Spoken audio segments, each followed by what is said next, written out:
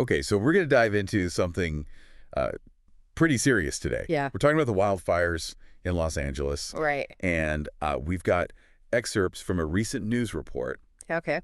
And the situation is, it's pretty terrifying. Yeah. So, I mean, it's like this 1-2 punch, right? You've got those massive fires. Right. And you've got this threat of extreme winds. Uh-huh.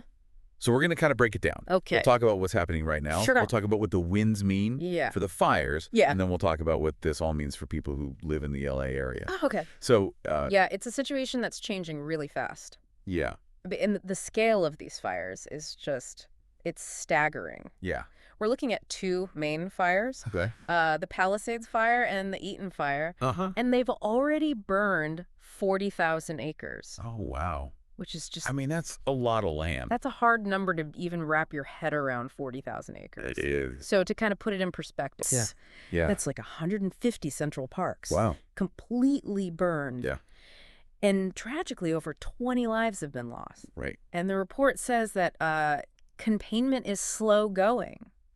It is? It's only 18% for Palisades Yeah. and 35% for Eaton. Uh-huh. So why is it so hard to get a handle on these things? Well, I think a lot of it has to do with the terrain and the fuel sources. Okay. You know, these fires are burning in really rugged areas. Yeah. They're burning in steep areas. All right. And it's incredibly difficult for firefighters to access the flames directly. Yeah. You know? And then you've got Right. years and years of drought Oh, yeah. that have just left all of the vegetation so dry. Yeah. So you're basically looking at a tinderbox out there. It's The whole area is just ready to go up. So you've got these massive fires, and then you've got this new element that's making things even more dangerous, these intense Santa Ana winds, and the National Weather Service Actually issued a particularly dangerous situation warning. They did. Which, I mean, that sounds pretty ominous. It is. What does that actually mean? Well, it means that they're really worried. Yeah. This is not a term that they use lightly. Uh-huh. The Santa Ana winds are notorious for fueling wildfires. Yeah.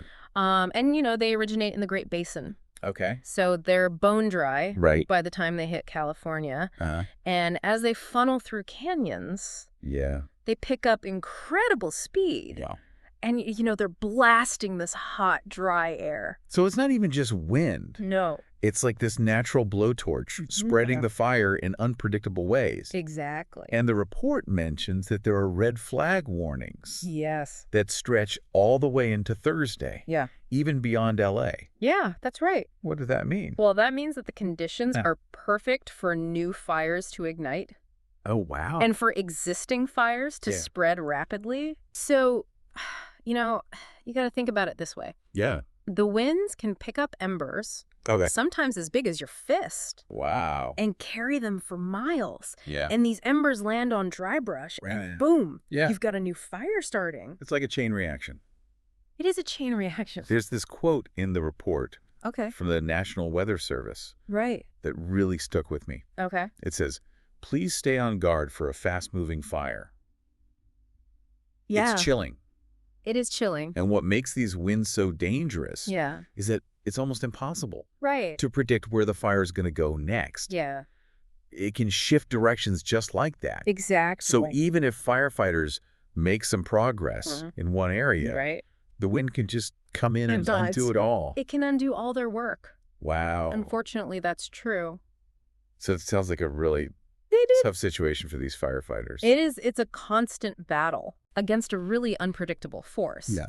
But that said, they are using some incredibly sophisticated strategies to try to adapt to this. Okay. They're using computer modeling to try to predict the fire's path. Okay. And they're strategically setting back fires to create fire breaks and try to steer the fire away from populated areas. So it's like they're fighting fire with fire. It is, in a way. Yeah. That's incredible. It's a highly skilled approach. It has to be very calculated. I can imagine. And it really underscores just how much of a challenge they're facing out there. So what does this all mean for people in Los Angeles? Well, I think it means that vigilance is key. Yeah. It means being aware of the risks. Uh-huh. It means having an evacuation plan. Right. And following the guidance of local authorities. really pay attention to any evacuation orders because they're issued for a reason. But it also raises a broader question. Okay. You know, how do we as individuals and communities prepare for these increasingly frequent and intense wildfire events? Yeah. What proactive steps can we take to mitigate risks? It's a great question. You know, this is a conversation that we need to be having. Absolutely. I mean, this situation is scary. Yeah. But it also highlights how important it is to be prepared. Absolutely. So if you're in the LA area, stay informed. Yeah. Stay safe. Right. And have a plan. Be prepared. And for all of us, let's think about what we can do to become more resilient in the face of these growing threats. That's a good point. All right. Thanks for listening, everybody. Yeah, stay safe out there. Stay safe.